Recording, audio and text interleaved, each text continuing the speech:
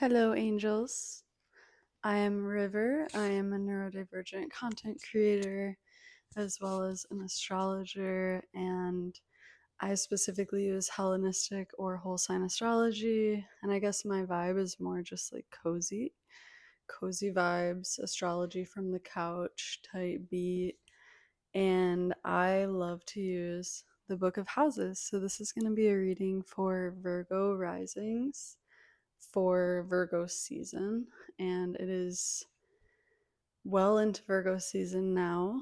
So let's get into it. Firstly, I'm going to go over just the general theme for the month, which is going to be your first house. So this just means through this book, essentially, harvest astrology is working like a farmer on your harvest.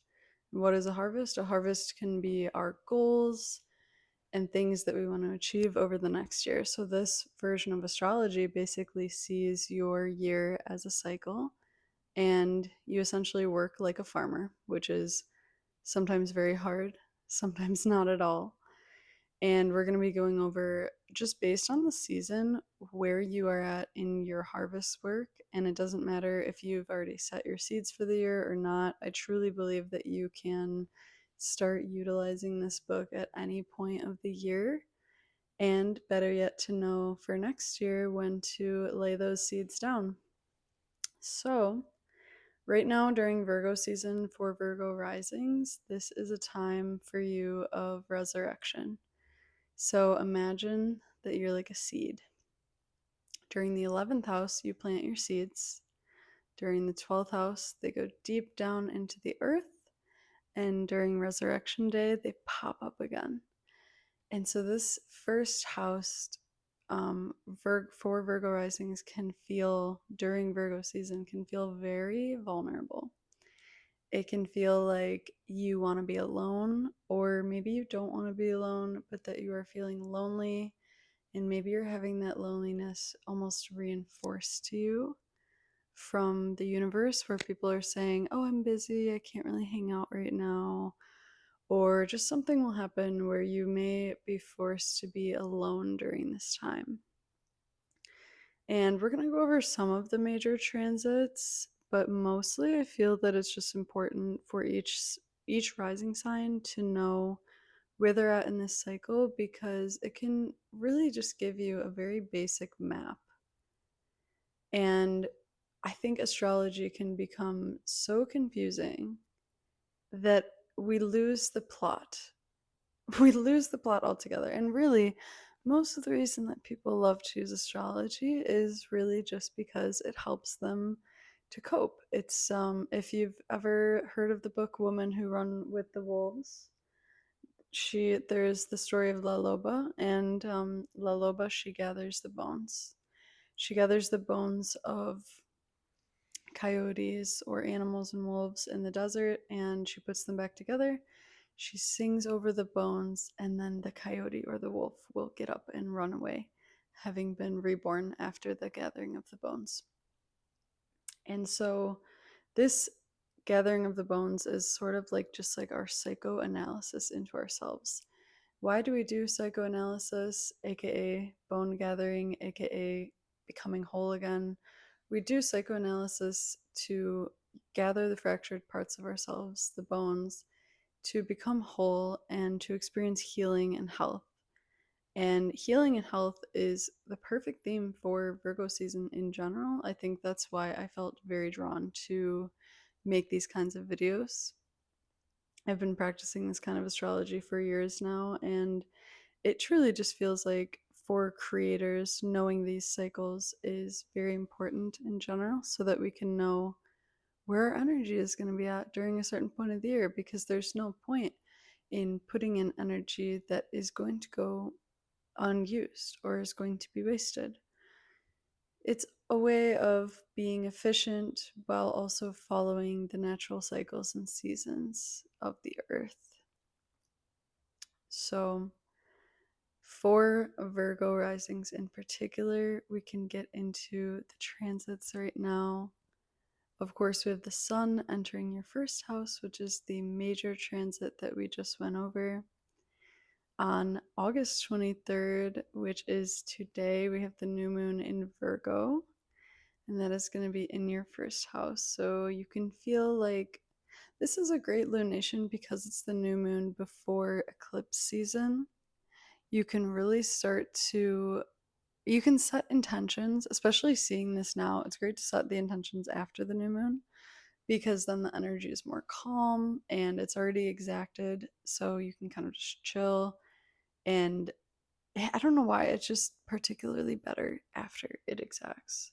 Beforehand, it can be kind of unclear, but now we can be clear. So, all of this day, we can set our intentions. This is going to be our last real time to set intentions with the major lunations, with the moon, until after eclipse season, because eclipse season is more faded. And we're going to get into what eclipses are being covered for you and what areas are being covered for you. So, on August 25th, we have Venus entering Leo, which is going to be in your 12th house. And this is going to be more beauty that's pertaining to the unseen, to the hidden. Venus rules beauty, it rules education, finance, money. So, anything that is like 12th house is our house of hidden enemies and secrecy. So, I would say just focus on things that are going to elevate you and do some work gathering the bones of your subconscious around beauty, money, etc. Maybe do some subliminal affirmation work or work with affirmations during this time to rework your subconscious mind and your view of yourself, because you're about to be going out into the world over the next few months. Right now, you are spending a lot of time alone because the sun is in your first house, and this is a great time to focus on yourself because you have goals that you have set, or maybe you haven't set them, but you can set them now. You have goals that you want to accomplish over the next year. So, this is a great time to really just focus on subconscious blocks to beauty, and especially with it being in Leo, self expression. What self conscious or subconscious blocks do you have to self expression? And just rework those right now. And on August 31st, we have the first quarter moon in Sagittarius, which is going to be in your fourth house. So, quarter moons I love to add because they are our crisis moons. They can show us where we might need to tweak our approach when it comes to the intentions that we set during the new moon or the full moon. In this case, the new moon. So, with your fourth house, you could just be having a little crisis at home for the day, just feeling like maybe not very at home within yourself. On September 1st, we have Saturn retrograde in Pisces in your seventh house. So I could see over the next few months while Saturn is retrograde, you're going to be focusing on your relationships with other people. You might have already been focusing on your relationships with other people. I also see, later on in the month, you're going to have that total lunar eclipse in Pisces in the seventh house. So there could be some faded letting go of relationships that haven't been working for quite a long time now. And Saturn, I would say, will reward you for any difficult work with relationships. I really see, because you have so much with the first house and the seventh house, that relationship and self axis. This is a great time to put a lot of work into yourself and your relationships, and Saturn will definitely reward you for that because Saturn really likes discipline and hard work. On September 2nd, we have Mercury entering Virgo. And so you may just be feeling like you're sort of coming back into yourself. I feel like the last, with Mercury and Leo, it's really difficult because the 12th house just can be so unconscious, and things can finally start to work again in the first house where you're like, okay, I'm finding my words for things. But you still also might want to be spending a lot of time alone during this time because it's very, very vulnerable. So, depending on how you feel about communication, this could just be a time where you start to feel like communication becomes a lot easier versus over the last few months. On September 6th, we have Uranus retrograde beginning in Gemini, and this is going to be in the 10th house for you. So I see innovation happening in regards to career and work. I could see changes happening in career and work, specifically with technology. I feel like it's going to shift a lot over Uranus retrograde.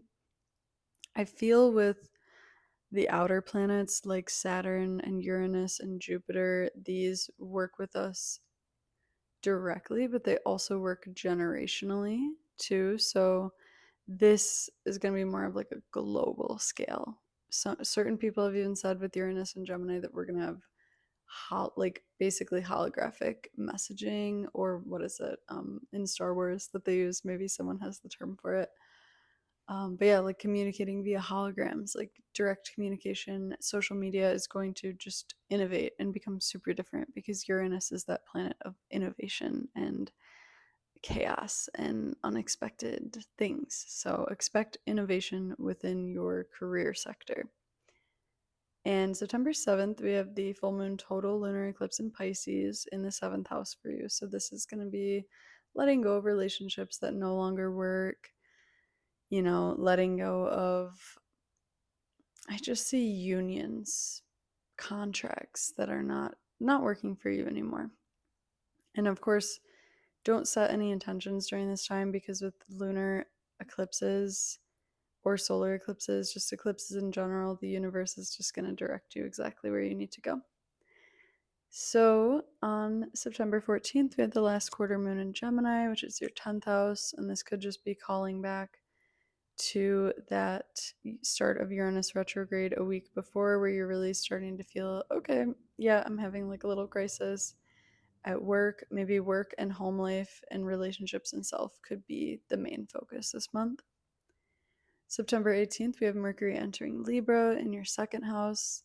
So during Mercury in Libra, this is a great time to focus on getting your resources. So if we look back at the Book of Houses, when you're a plant and you're in the second house, you start to grow your roots. So during the second house, that's a great time to look for different work opportunities or to just reach out to your community and get the support and the resources that you need. It's a great time to gather resources. So communicate with your support network, build your support network, and ask for help during Mercury and Libra. This is a great time to do that. And you're going to start to see as things shift more into Libra season, you'll start to come out of your shell a little bit more and feel less vulnerable and like you need less alone time. September 19th, we have Venus entering Virgo, which is going to be in your first house. This is a great time for beauty and self-care in regards to your physical body. Maybe you want to start a new gym routine. This is great for that. The first house is ruled by Mars, so it's anything with the physical body and especially physical health. For September 21st, we have the new moon partial solar eclipse in Virgo, which is going to be in your first house. So I see you could be having a new beginning in regards to your sense of self. And this is very beautiful. You could be feeling like this year, I feel like Virgos just have been going through it this year, honestly. And you could be just having a rebirth and letting go of relationships that don't serve you, contracts and unions with other people that do not serve you. And with this new moon solar eclipse in Virgo in the first house, I just see a renewed sense of self that will begin to unfold over the next 6 months. So have faith and stay strong, Virgos. On September 22nd, I see Mars is entering Scorpio, and this is hitting your third house. So with Mars in the third house in Scorpio, I could see that, I think like short travels, social media could be a focus. I feel if you're having any kind of anxieties or worries, this is a great time to work it out physically, to go to the gym and to focus on your physical body, because with the third house transits, you can start to feel really heady, but it can be great for problem solving. So if you have physical things that need problem solving, this is a great time to solve those. And on September 22nd, we have the Sun entering Libra in the second house. So that will be a great time to start to get your resources in order, and we'll talk about in the next video. But I'm going to clip in and then pull some cards for you. I have a box of treasures. This is the box of tarot cards and oracle cards and all the things. And I'm feeling like, let's pull a tarot card. I recently started reading reversals, and I don't really know why, but I just started to, and I think it's going pretty well. So I will be reading with reversals, and I'm going to pull a card for what Virgo risings need to be focusing on during this Virgo season. Where should Virgo risings best be directing their energy this season of Virgo season, August 22nd through September 22nd, 2025, in order to live their best lives, be the most successful that they can really be. Okay, we have the High Priestess reversed, and on the unconscious we have the Three of Wands. So I could see with this combination that you actually may want to get out of your head and more into nature. I think there's a tendency with the High Priestess to want to stay inside, and because it's reversed, I could see, I almost am getting the sense of, like, I've heard other creators say, don't trust inside thoughts. So if you're somebody who loves to go on walks in nature, if you're having a thought indoors and you're ruminating and you're stewing, go outside and see if that thought changes while you're outside. Because I'm seeing some sort of little bit of maybe solo travel would be a great opportunity for you this month, because you have this card and this card. So less stewing and rumination and more solo travel. And let's pull a feelings and needs card. I feel like that would be awesome. I have this beautiful deck from my friend Jordy. It's called Internal Exploration, and this is great for neurodivergent people with alexithymia who have a difficult time exploring their emotional worlds. I believe, as someone with autism who is also has ADHD and is just neurodivergent in general, astrology and tarot help me to figure out really how I'm feeling and where to direct my energy. So let's see, what feeling does Virgo rising most need to tap into for this season of Virgo season in order to live their best life? Oh, I see embarrassed. My friend painted all of the pictures for these, and they're very beautiful. But it says embarrassed, uncomfortably self-conscious, uneasy with confusion or shame. And let's see what need we need to meet for the month. Virgo risings, what need do you need to meet for the month in order to follow, the universe's plan for you? Community. That's really, really interesting, because typically during the first house I say don't go out with community, but I'm seeing that maybe you're being a little bit self-critical at this time and your thoughts are racing, you're having some anxieties. I think for Virgo risings, this is a really good opportunity to sit with your confusion and your feelings of self-consciousness, and to reach out to your community and to have fellowship with other people who are sharing similar attitudes, interests, and goals in order to ease some of that confusion and shame right now. So typically I would advise some sort of isolation in a way, but I see definitely reach out to community, and don't feel afraid to feel that feeling of embarrassment, because all feelings are acceptable feelings. And as long as we accept our feelings, then we can feel them and be a safe container to feel those feelings. So, and then they pass more easily because we felt them, and then they move forward and shift and transform. And emotions are just messengers anyway. They give us information. So, this was Virgo Rising's reading for Virgo season. I hope you have a beautiful Virgo season, Virgo Risings, and I hope to join you back here next month for your Sun entering second house reading. Thank you so much. Bye.